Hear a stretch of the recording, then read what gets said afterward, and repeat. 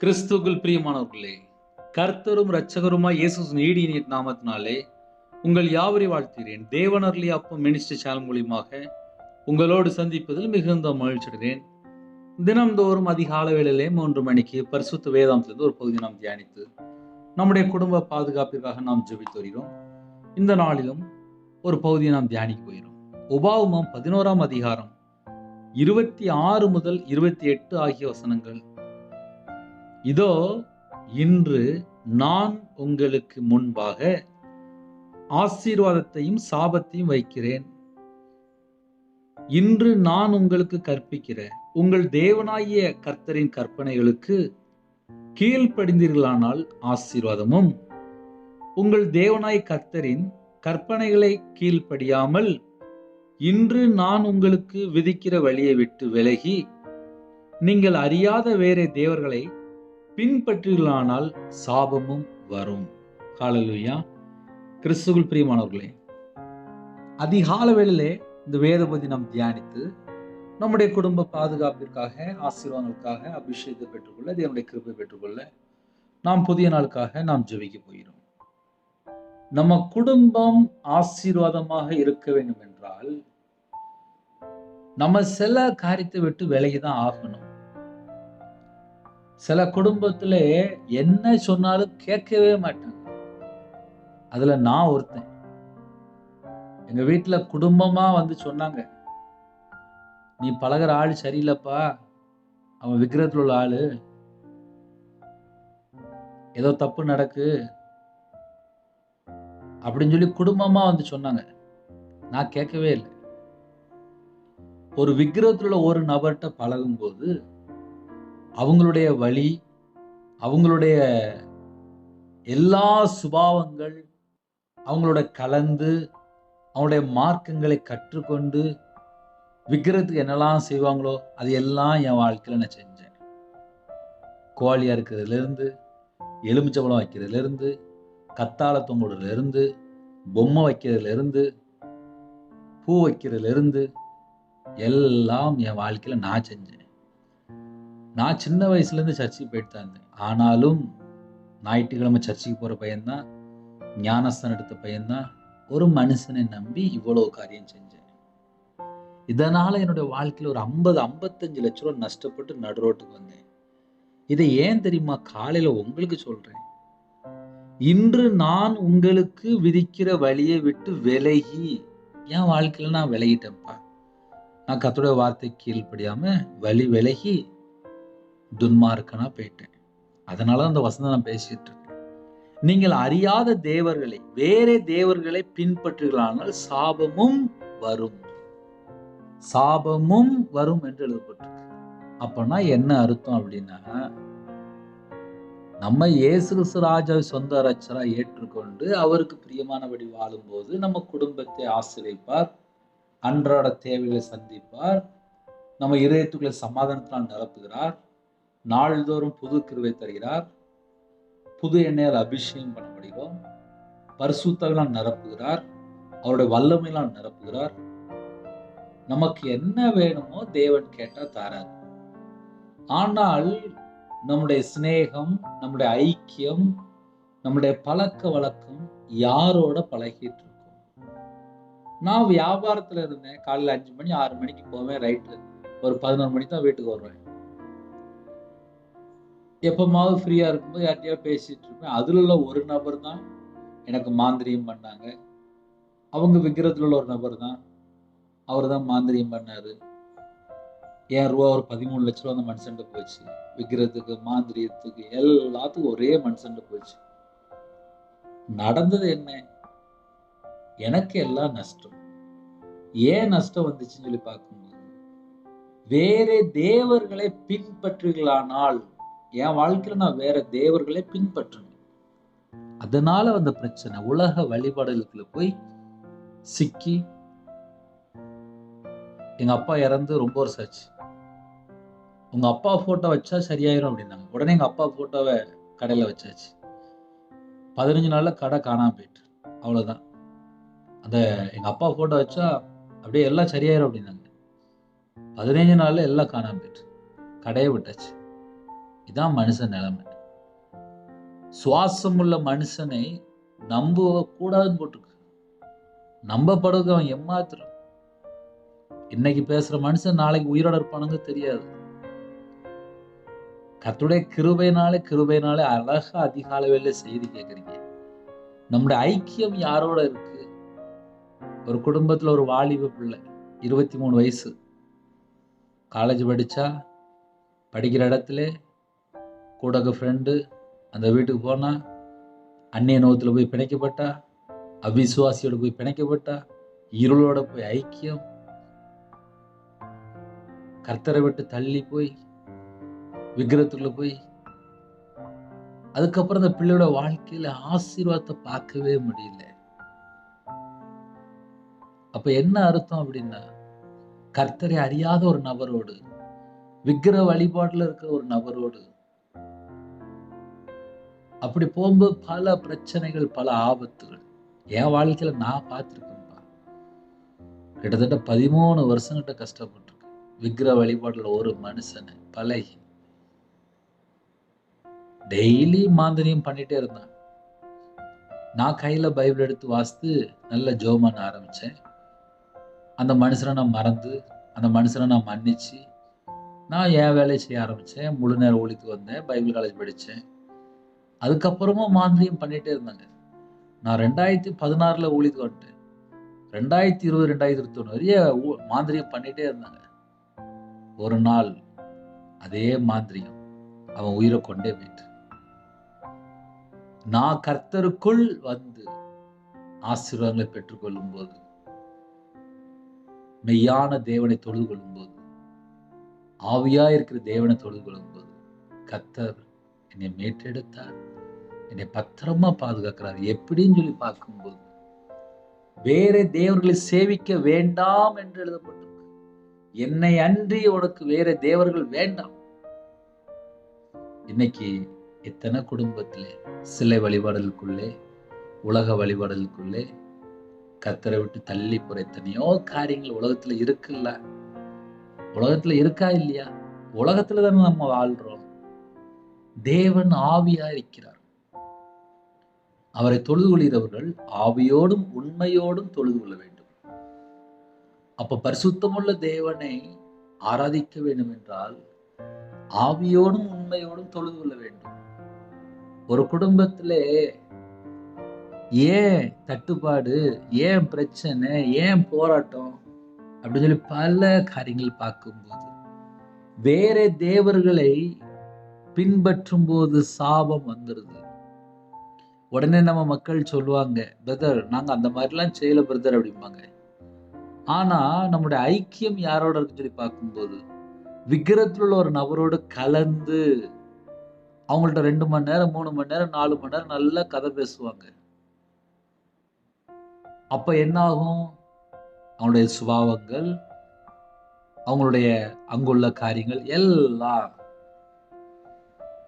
கர்த்தருடைய பிள்ளைகள் இரவும் போலுமாக கர்த்தருடைய வேதத்தில் பிரியமாயிருந்து வேதத்தை தியானிக்கும் போது பாக்கியவான்.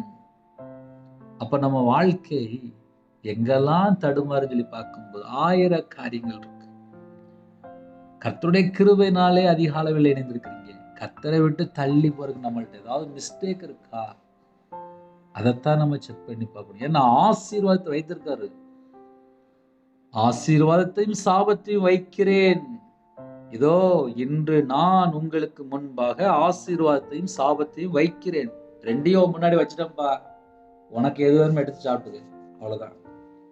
ஆனால் நம்ம என்ன செய்யறோம், நம்ம எப்படி வாழ்றோம், நம்முடைய எண்ணங்கள் என்ன, நம்முடைய சிந்தனைகள் என்ன, நம்ம என்ன யோசிக்கிறோம், நம்ம குடும்பம் எல்லாமே கிறிஸ்துவுக்குள் இருக்கா?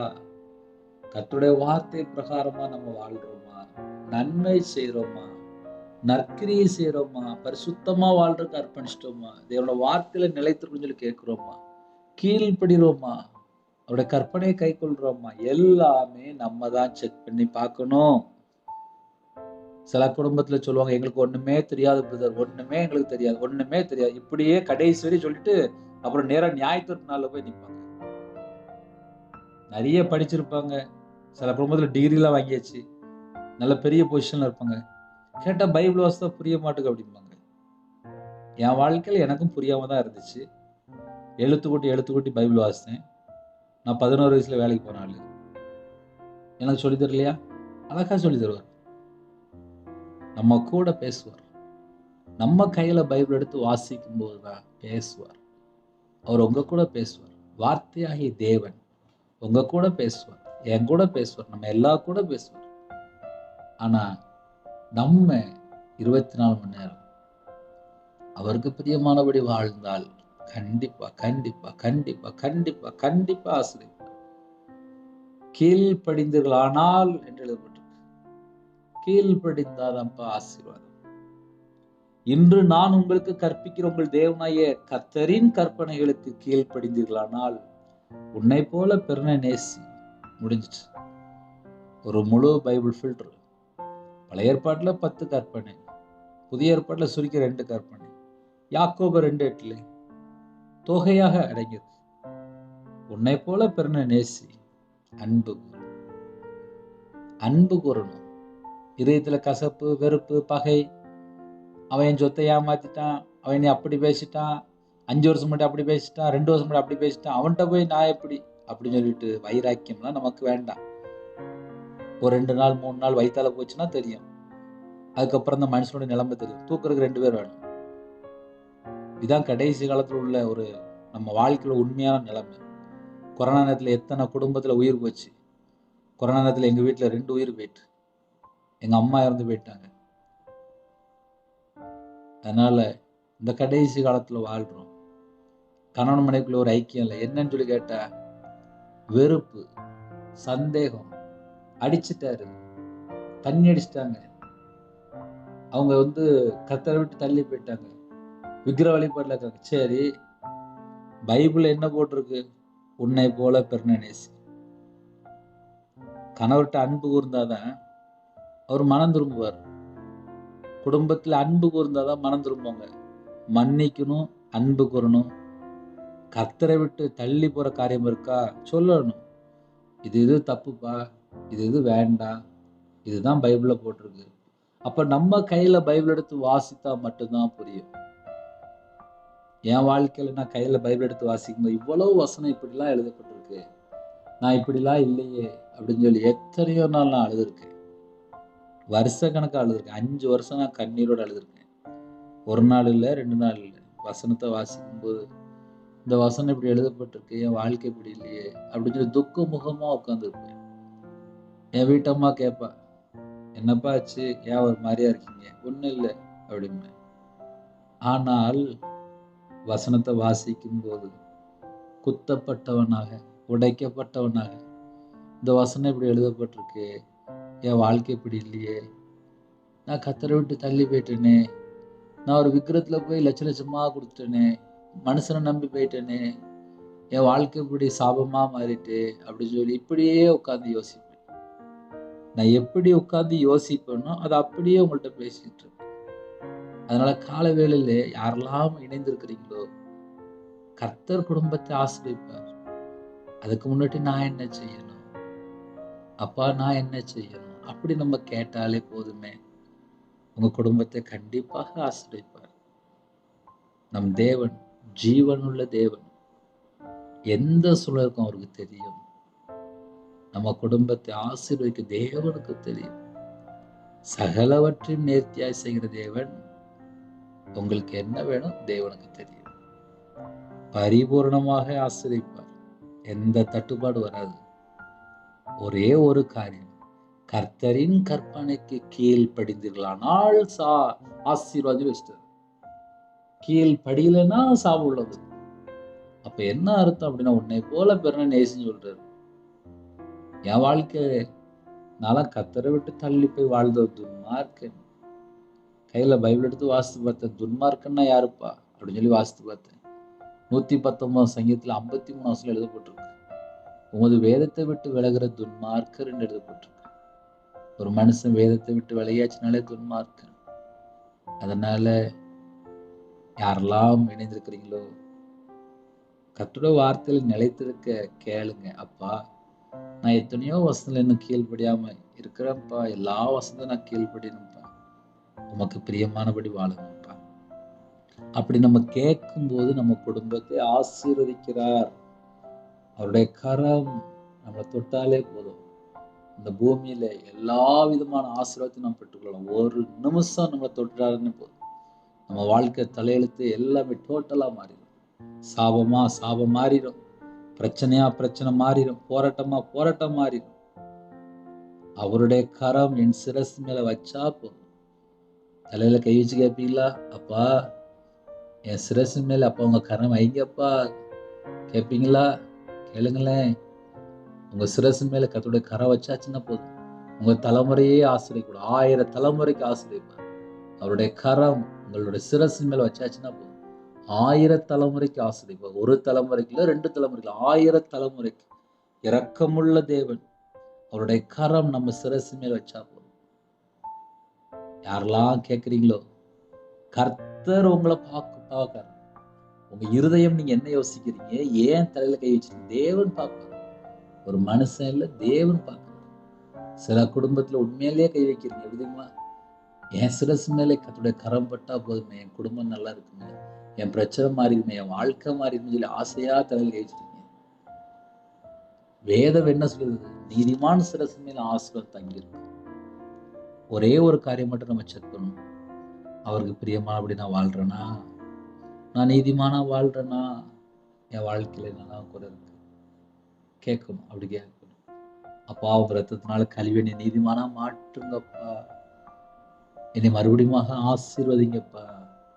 குறைகள் குற்றங்கள் எல்லாம் மன்னிங்கப்பா அப்படின்னு சொல்லி நம்ம கேட்கும்போது கண்டிப்பாக நம்ம குடும்பத்தை கர்த்தர் ஆசீர்வதிப்பார். அதனால காலவேளையில இணைந்திருக்கும் போது நிறைய துக்கத்தோடு வேதனையோடு சில குடும்பத்துல கஷ்டத்தோடு உட்கார்ந்துருக்கிறீங்க. தேவன் பார்க்கிறாரு. எனக்கு வேணா தெரியாது, ஆனா பரலோகத்துல தேவனுக்கு தெரியும். சகலவற்றையும் நேர்த்தியா செய்கிற தேவன். உங்க குடும்பத்துல என்ன பிரச்சனை தேவனுக்கு தெரியும். மனுஷனுக்கு வேணா எனக்கு தெரியாதுன்னு சொல்லிட்டு போயிடலாம், ஆனா தேவனுக்கு தெரியும். தேவன் உங்க இதயத்தை பார்க்கிறாரு. உங்க இதயத்துல நீங்க என்ன யோசிக்கிறீங்க தேவனுக்கு தெரியும். உங்க குடும்பத்துல உங்க வாழ்க்கையில உங்களுக்கு என்ன வேணும் தேவனுக்கு தெரியும். சாபமும் ஆசீர்வாதமும் உனக்கு முன்னே வைத்தேன். எதை எடுத்து சாப்பிட போறோம் அது நம்ம கையில தான் இருக்கு. என் வாழ்க்கையில 13 வருஷம் நான் மாந்திரியத்துல கஷ்டப்பட்டதுனால அந்த 13 வருஷம் வாழ்க்கை எவ்வளவு கொடூரமா இருக்கும் யோசித்து பாருங்க. அதே நேரத்துல அவர் பக்கம் மனம் திரும்பி வந்தோடனே சர்ச்சில் வேலை கொடுத்தாரு. பைபிள் காலேஜ் படிக்க கத்த கிருபை செய்தாரு. பிடி வரிய படிக்க கத்த கிருபை செய்தாரு. 6ஆம் கிளாஸ் படிச்ச எனக்கு பிடி வரிய படிக்க கத்த கிருபை செய்தார். திக்குவாய் கர்த்தரை அறியாமல் துணிகரமா வாழ்ந்தவன், ஆனாலும் மன்னிக்கிறார். மன்னிக்கிறதுக்கு தயவு பெருத்திருக்கிறார். அதனால அந்த காலவேளையில நம்ம ஜெபிக்கும்போது எப்படிமா ஜெபிக்கணும்? அப்பா என் வாழ்க்கையில இத்தனை மிஸ்டேக் இருக்குப்பா. சில குடும்பத்துலலாம் கர்த்தரை விட்டு தள்ளி போய் விக்கிர வழிபாடுகளை போய் சிக்கிட்டாங்க, வெளியே தெரியாது. இந்த வசனம்லாம் பேசும்போது அவங்க யோசிப்பாங்க, ஓ அப்ப நம்ம வாழ்க்கை இப்படி இருக்கோ அப்படின்னு சொல்லி யோசிப்பாங்க. இன்று நான் உங்களுக்கு கற்பிக்கிற உங்கள் தேவனாய் கர்த்தரின் கற்பனையில் கீழ்ப்படிந்தீர்களானால் ஆசீர்வாதம். ஒருவேளை நான் கீழ்ப்படிய மாட்டேன், நான் துணிகரமா தான் வாழ்வேன் அப்படின்னா கீழே உடனே பாயிண்ட் வச்சிட்டாரு. உங்கள் தேவனாய் கர்த்தரின் கற்பனைகளுக்கு கீழ்ப்படியாமல் இன்று நான் உங்களுக்கு விதிக்கிற வழியை விட்டு விலகி நீங்கள் அறியாத வேற தேவர்களை பின்பற்றுகளானால் சாபமும் வரும் அப்படின்னு சொல்லி முடிச்சிட்டாரு. அப்ப என்ன அர்த்தம்? நம்ம தான் ஆசிரியப்பட்ட சந்ததி தானே, அப்புறம் எப்படி சாபம் வருது? உடனே நம்ம மக்கள் உடனே 100 கேள்வி கேட்பாங்க. வேதம் சொல்லுது, துன்மார்க்குடைய வீட்டிலே கர்த்தரின் சாபம் இருக்கிறது என்று வேதம் சொல்லுது. ஐயா துன்மார்க்கன் யாரு அப்படின்னு சொல்லி பார்க்கும்போது உமது வேதத்தை விட்டு விலகிற துன்மார்க்கர் என்று எழுதப்பட்டிருக்கு. வேதத்தை விட்டு விலகி துன்மார்க்கனா வாழும்போது என் வாழ்க்கையில தட்டுப்பாடு, கஷ்டம், பிரச்சனை, நிந்தை, அவமானம் ஏதாவது ஒண்ணு உள்ள வந்துட்டு போயிட்டு தான் இருக்கும். ஏன் வந்துச்சுன்னு சொல்லி பார்க்கும்போது எங்கேயோ ஒரு இடத்துல இடம் கொடுத்துருப்பாங்க. அதனாலதான் நிறைய குடும்பத்துல போராட்டம், என் வாழ்க்கையில போராட்டம் இருந்துச்சுப்பா. அதனால நான் உண்மையாவே சொல்லி தரேன். அதனால காலவெளியில இணைந்திருக்க பிரச்சனை கிடையாது. அர்ப்பணிங்க. எப்படி அர்ப்பணிக்கணும்? உங்களுடைய வார்த்தைக்கு கீழ்ப்படியணும். கற்பனை கை கொள்ளணும். எனக்கு தெரியாப்பா, நீங்க கிருபை தாங்கப்பா, உங்க கிருபை தாங்கப்பா, உங்க கிருபை தாங்கப்பா, கிருபை தாங்கப்பா அப்படின்னு சொல்லி கேட்போமா? எல்லாரும் கண்களை மூடி நாம் ஜெபம் செய்வோம். கிருபை மகியும் நிறைந்த பரிசுத்தமுள்ள நல்ல தகப்பனே, நன்றியோடு துதிக்கிறோம் சொல்கிறோம் ராஜா. ஆசீர்வாதத்தின் சாபத்தையும் உனக்கு முன்னே வைத்துட்டேன்னு சொன்னீங்கப்பா. விக்கிர வழிபாடுல போகும்போது சாபம், மெய்யான தேவனை தொழுகளும் ஆசீர்வாதம்.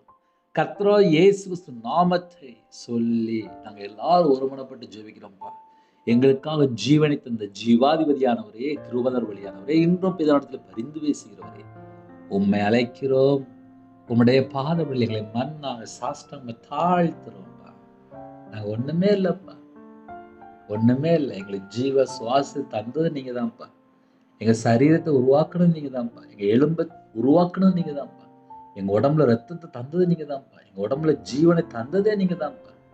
எங்களை 24 மணி நேரம் பாதுகாக்கிறது நீங்க தான்ப்பா. 24 மணி நேரமா எங்க கூட பேசுறதும் நீங்க தான்ப்பா. அதுக்காக ஸ்தோத்திரம்ப்பா.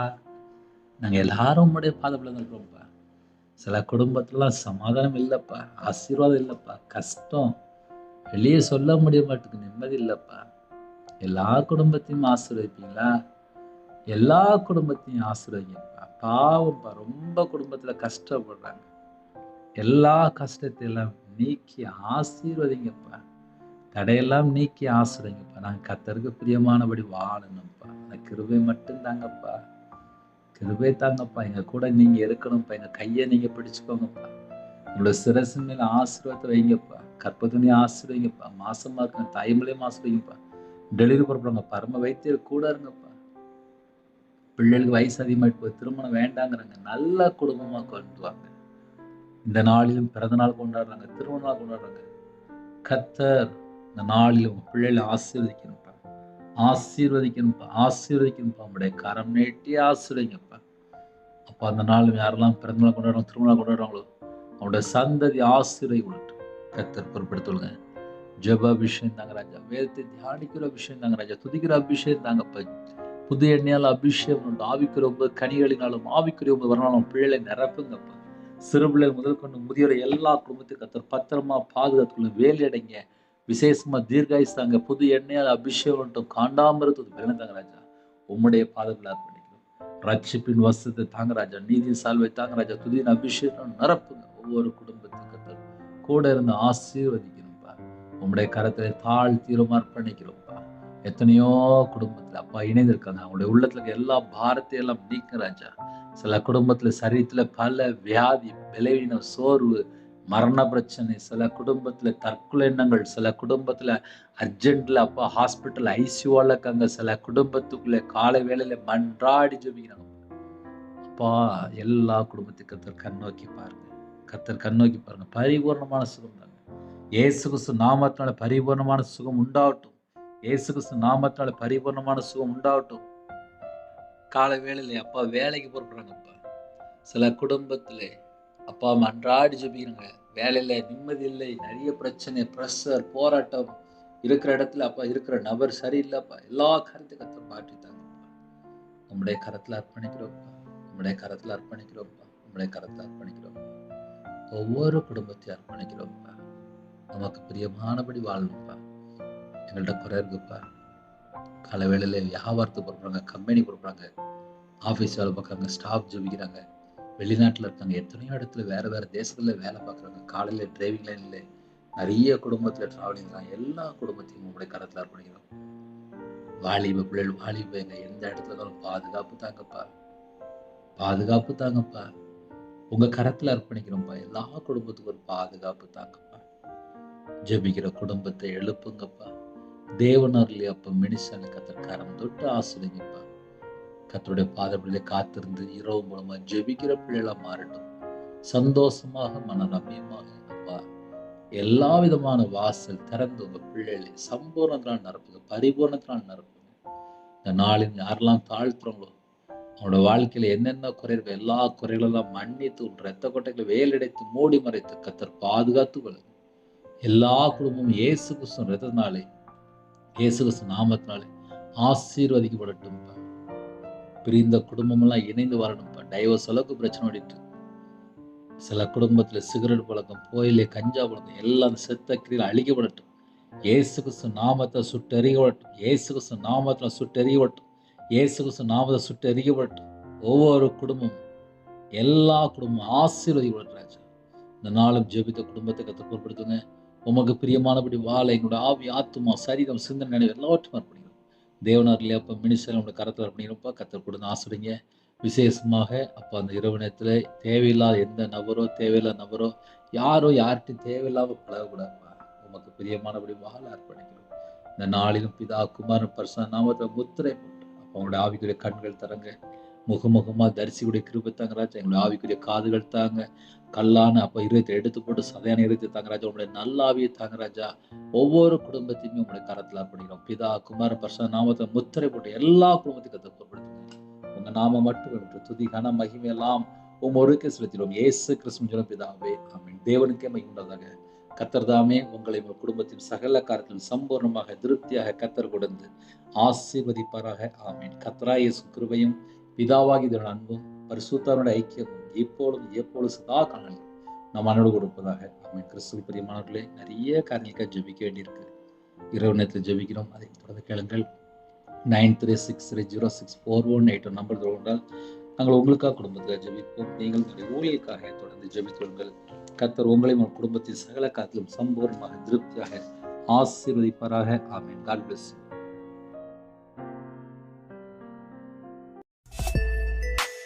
Thanks for watching. Please subscribe our channel. Click the like and share. Click the bell. God bless you.